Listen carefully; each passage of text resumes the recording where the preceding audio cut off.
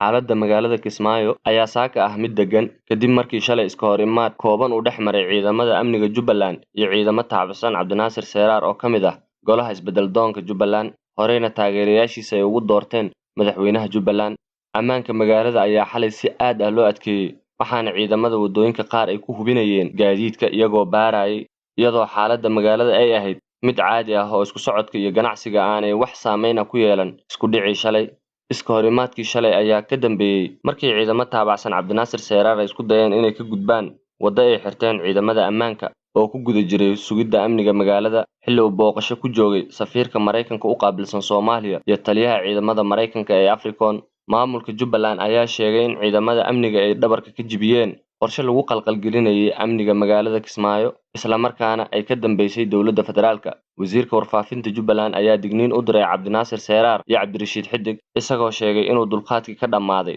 wixii hadda ka dambeeyana aanay wax sugi doonin isla markaana muddo 6 bilood ah ay u adkeysanayeen. Waxa uu xusay inaanay aqbali doonin qas iyo fowdo laga abuuro magaalada. Cabdirashiid Xidig iyo Cabdinaasir Seeraar oo labaduba ka mid ah golaha isbedel doonka Jubbaland ayaa labadooduba waxay si kala gaar ah taageerayaashooda ugu doorteen madaxweynaha Jubbaland kadib markii ay qaadaceen doorashadii Axmed Madoobe ee magaalada Kismaayo.